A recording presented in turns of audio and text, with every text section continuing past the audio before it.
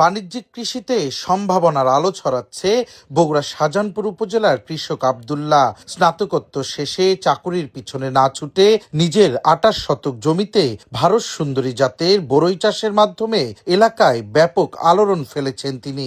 ৫০,০০০ টাকা বিনিয়োগ করে মাত্র ৯ মাসে অর্জন করেছেন ১০ গুণ মুনাফা।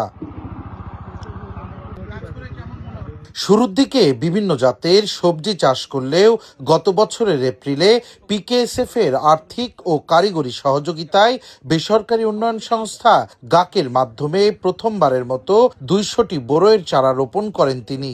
মাত্র ৯ মাসেই ভাগ্য খুলে যায় আব্দুল্লাহর। শুরুর দিকে গড়ে ২০০ টাকা কেজিতে এখন পর্যন্ত বরই বিক্রি করেছেন প্রায় ৩ লাখ টাকার। জমিতে এখনো তার আনুমানিক ২ লাখ টাকার বরই আছে, যা কিনতে জমিতেই আসছেন ঢাকা, রংপুর, গাইবান্ধা সহ বিভিন্ন জায়গার ব্যাপারীরা।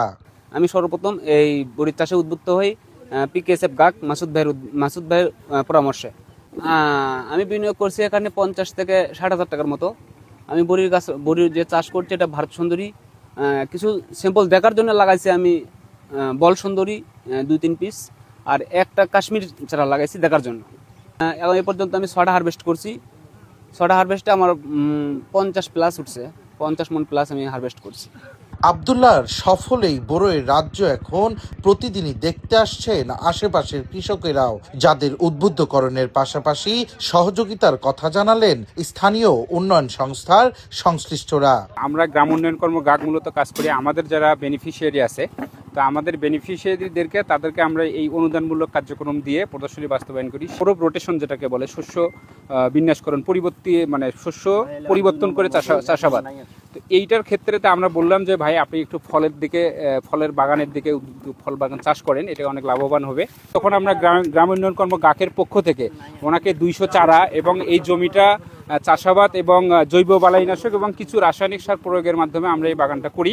তো আমাদের এখানে এই প্রজেক্টটা সাকসেস করতে অনেক কিছু ব্যারিয়ার করতে হয়েছে। আমাদের এই ইউনিটের মূল উদ্দেশ্য হচ্ছে যে খামারি পর্যায়ে যে নতুন নতুন প্রযুক্তিগুলো দেওয়া, পাশাপাশি এটাতে যাতে রেপ্লিকেশন হয়, অন্যান্য কৃষকরা যাতে উদ্বুদ্ধ হয়, দেখে যাতে এক্সটেনশন করে, আমরা এই কাজটা করতেছি। আমরা সবসময় চেষ্টা করি উদ্যোক্তা তৈরি করা।